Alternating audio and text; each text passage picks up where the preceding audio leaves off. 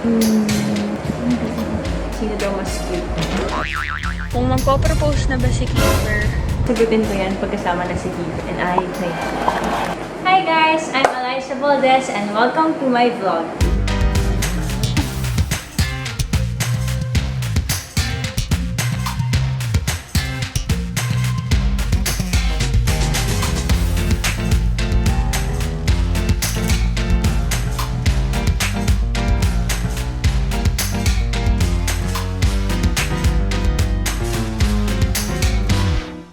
So today I'll be answering some of the questions you sent on Twitter and on Instagram. Para fair, I asked some of my friends to pick random questions. So andito sila ngayon. And later, nag-send ng mga videos ng iba sa mga friends ko na first time ko rin maririnig. So abangan niyo yan. Bakit ko ginawa tong video na to? Siguro for the longest time, back when I was still in college, some people asked if I should do hashtag Ask Eliza. Hindi ko siya nagawa since feeling ko, gusto ko pag sumasagot ako, nakikita nyo rin yung emotions ko and parang nagkakaroon din tayo ng interaction. So feeling ko, bagay na bagay siya sa vlog. Sobrang thank you kasi sobrang daming nag-send ng questions. Are you guys ready? Kinakabahan ako. Merong dalawang categories. It's easy and hard. So easy muna tayo.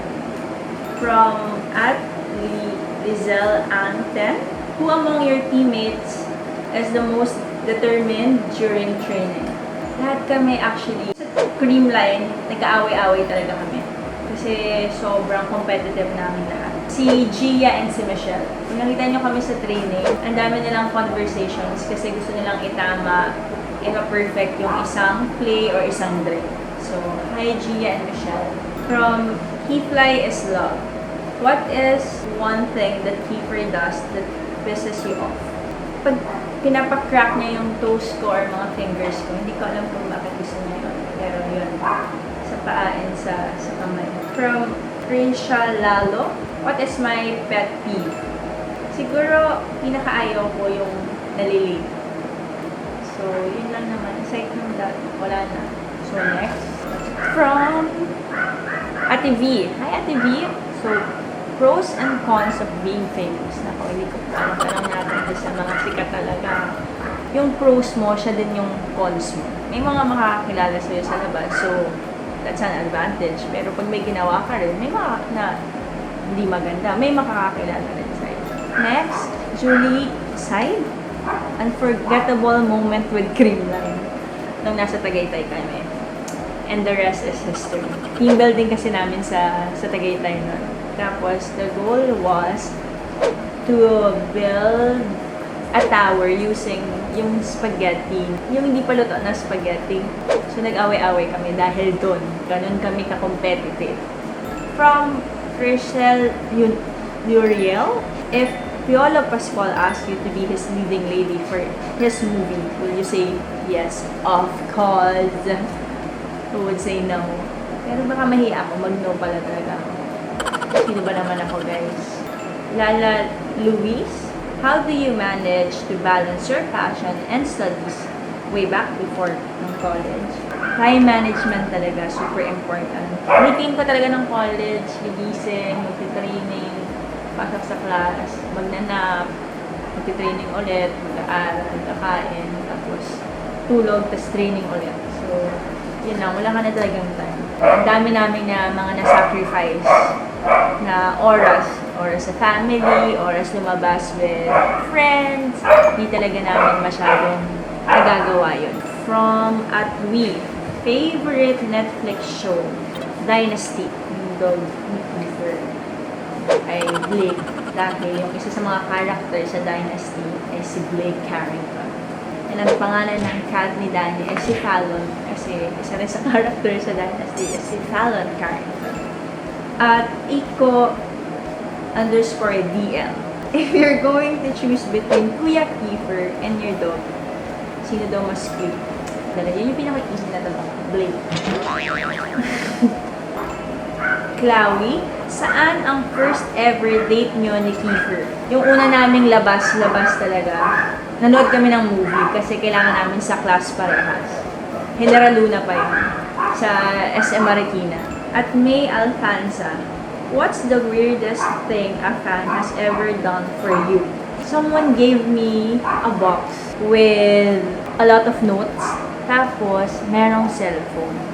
Kasi sa cellphone na yon, ang dami kong photos. I think yun yung pinaka-weird kasi sa cellphone siya. At Bea Nico, if you could play another sport, what would it be? Calling one na naman! Tanan!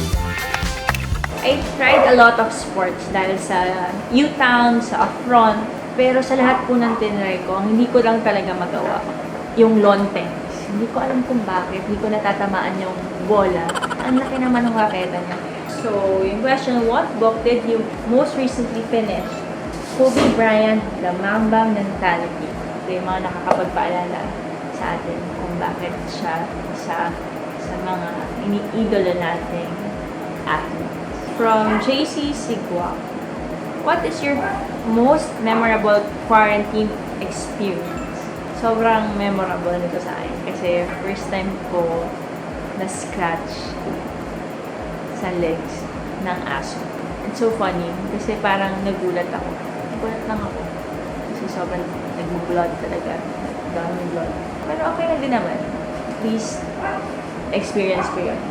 Anong waistline ko? From Tina na. If I'm not mistaken, yung waistline ko is 28 or 29. At J.B. Ruz, ilang sapatos meron ka? Well, I would like to thank Nike talaga kasi they've been giving me a lot when I was a kid. Isa lang talaga yung sapatos ko. Masisira na siya pero yung isa lang yung sapatos ko kasi wala talaga akong pambili ng shoes. So sa mga players dyan na medyo nasasad kasi walang sapatos, alam nyo, hard work lang talaga. And eventually, magkakaroon kayo. From Britney is my name. What is the most embarrassing moment that ever happened to you during training? This is so funny. So recently, I've had one of my major injuries na nangyari talaga, na na-experience ko ever. Natapilok ako, grabe talaga yung iyak ko. Iyak talaga ako ng iyak. Tapos, na-realize ko na parang, ay, ang OA naman ni Eliza, grabe ako siyang iyak. Nag-sorry ako sa mga teammates ko, sa mga kila coach tayo. And then, nag-away-away yung teammates ko kasi nagsisisiyan sila kung sino yung may kasalanan kung bakit ako natapilok. Sobrang tawa lang kami ng tawa talaga. Yun yung nakapag-lighten ng mood nung araw na yun. From Vincent, story behind your jersey number.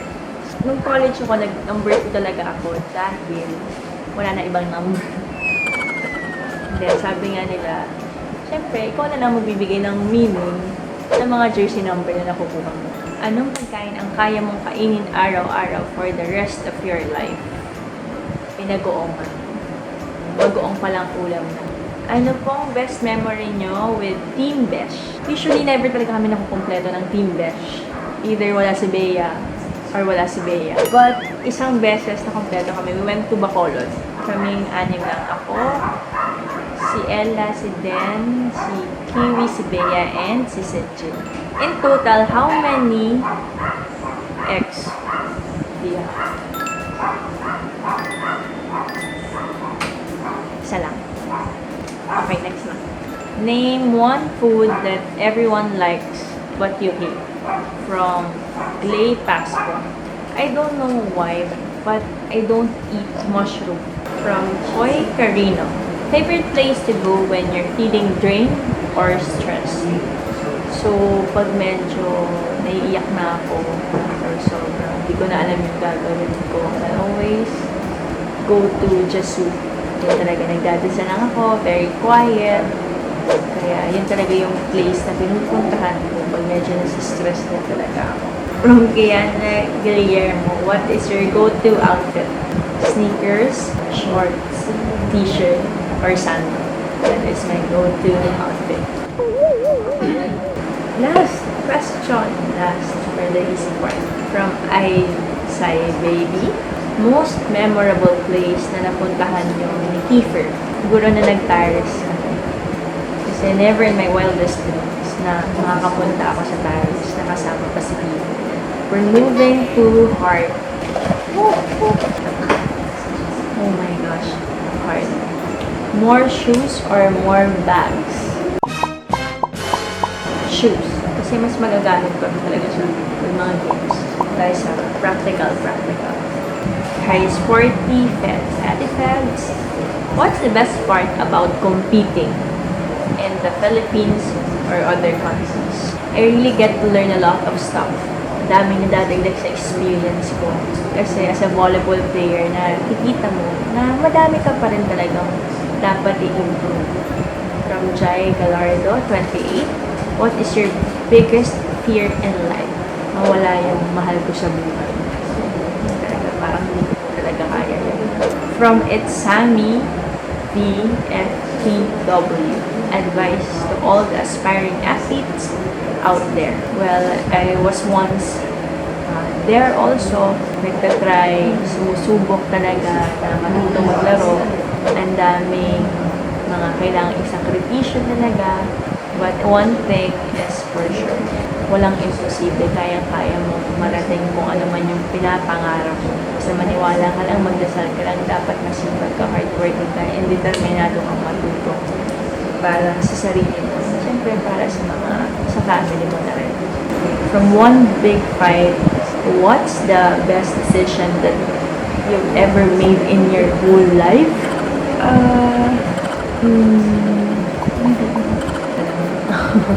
Ang dami akong mga decisions in life na mga naging turning point sa ng buhay ko. Na nag-aral ako sa UST, decided to go to Ateneo, I've decided to go abroad to play. But I think overall, sa lahat ng decision na ginawa ko, I always make sure na dapat masaya. That's the ultimate goal in life. To be happy. Happiness talaga. From Vince, when's the best time to speak? And when's the best time to listen? You respect the one who's talking. Let him or her finish, and then, that's when you speak. Talent din yan. Mahirap din talaga makinig, pero doon mo makikita na, sabi nga nila, a great listener is a great leader. Hirap na mga tanong, ha? If you could learn to cook one specialty dish, what would it be? Favorite ni Kiefer, caldereta. I think caldereta yun. From Barco ng Allen. Was the fame and success worth your privacy and peace? I think it goes hand in hand. Hindi naman po ako ganun ka famous or successful din. But may mga bagay talaga na kasama ng fame and success. As much as possible, hanggang control ko din na syempre may privacy ko yun ako and may peace. Syempre, gagawin ko yun. From Sarah, if you could keep 3 possessions, what would they be? Siguro a watch. Kasi parang hindi ko kaya na hindi ko alam yung oras. Cellphone, bankbook ko. From Ellison Yu, best volleyball player you never had the chance to play with Araga. From Luis, top 3 K-drama. Hirap nito, sobrang dami ko na napanood na K-drama. Lovers in Paris, Walk, Coffee Prince, lalagay ko Dream High. From Keyfly is how did Kiefer confess his feelings for you? Initial reaction given that you guys are very close friends for the longest time. Hindi kasi talaga ako naniniwala. So hindi ko alam kung kailan talaga siya nag-confess ng feelings niya sa akin. Pero sasagutin ko yan or mga question ng Keyfly next time. Kasama natin si Kiefer para siya yung sumagot. Ang continue na 5 to 10 years from now, when you decide not to play anymore, what's your advocacy? Will you run for a party list?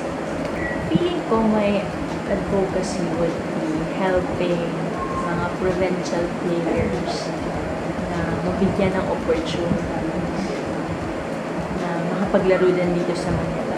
Hopefully po there's facilities from different provinces. Hopefully din po talaga mga coaches and PTs na pwedeng makatulong sa pag-improve nila. So pagpunta nila dito sa Manila, hindi sila mahihiya, confident talaga sila yung upagsabayan sa mga talents na meron tayo dito sa Manila. From Bayadal, have you ever thought of quitting volleyball? If yes, for what reason? Ever since nag-start ako mag-volleyball, never ko sumagi sa isip ko na mag-stop ko or never sumagi sa isip ko na ang hirap-hirap ng training hindi ko na kaya. Hindi ko alam kung bakit, pero ganun ko lang talaga kamahal yung volleyball. Christian Boy Aquino, message to the younger version of yourself. So wish ko talaga na kapag explore ka ng mga bagay, kasi I know you were too busy or too focused on volleyball and school. I'm so proud of you. And now, natapos na tayo sa this end part. Ito na ang questions ng aking mga kaibigan. Hi, Ate Lai. Question ko for you is, ano ang handa mo sa kasal mo? Para alam ko kung pupunta ako or hindi. Charing. Siguro banana. Dilaw yun para pumunta ka sa kasal ko. Favorite mo yellow, di ba? Hindi ko pa alam. Jo, tulungan mo ako. Oh, siguraduhin kong may favorite ka dun para pumunta ka. Kung kailan man yun. Okay, Ella. Hi, Besh. Gusto ko lang itanong sa'yo, kung magpo-propose na ba si Keeper, mag-yes ka na ba? Bakit di ko pinakinggan yung mga tanong nila? Besh, nasagutin ko yan pagkasama na si Keeper para isahan na lang, ha? Next natin, si Gretchen mo. Hi, Eliza! Anong kinain mo today? Nilagang baka, Gretch. Okay na ba? So, ito si Adetcha. Eliza's always been one of the most influential people in Philippine volleyball, and I really look up to you, Lai, and I know a lot of people do as well, especially since we've been through your journey, we've seen your hardships, we've seen your success also, and nakita ko rin papaano na mold ng sport yung character mo. So, siguro yung tanong ko sa'yo, after all you've been through, all the hardships, all the happy moments, ano yung pinaka-dream mo for Philippine volleyball? Nakakatawa yung tanong ni Gretch. Ganun kaseryoso yung tanong ni Adetcha. Gusto ko pa talagang makita yung Philippine volleyball na mag-grow. Mas marami pa tayong matulungan. Mas marami pa tayong mabigyan ng opportunity ng mga talented volleyball players. Dream ko talaga makapagbigay ng medalya sa ating bansa.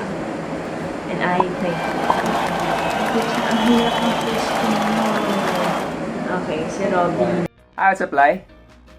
Everyone can agree that you are one of the pillars of Philippine volleyball, Nux. And I believe that. My question would be, was there ever a time that you almost gave it up? Yung tipong parang gusto mo na siyang isuko kasi pagod ka na, ayaw mo na because of many factors. Robby, hindi tayo sumusuko. Honestly, never ko talaga naramdaman na napagod ako dahil sa volleyball. Sa training, siguro ako minsan. Actually, hindi ko talaga kaya alisin yung sarili ko sa sport na ito or maisip man na mag-give up ako from this. So, Lai, if you weren't a volleyball player, what do you think would your career be right now? Teaching. Volleyball. Idol ko talaga yung sinanay. Sobrang miss mo kung gano'n siya ka-patient, understanding sa mga students niya. And I really want to be like her. So, feeling ko teacher talaga. So, may nagpahabol ng question. What's one responsibility you wish you didn't have? Honestly, wala. Parang all the responsibilities na meron ako, I'm really happy na may ganun akong responsibility. So, Wala talaga. So, that's all, guys. Thank you ulit sa lahat ng mga nag-send ng mga questions. Sa mga hindi ko nasagot, hopefully may iba pa akong time para masagot ko ang inyong mga questions na sinend sa Twitter, Instagram, or Facebook. Don't forget to like and subscribe. And of course, comment kung ano yung mga nagustuhan nyo or kung ano pa yung mga gusto nyong gawin ko dito sa vlog. Thank you, guys!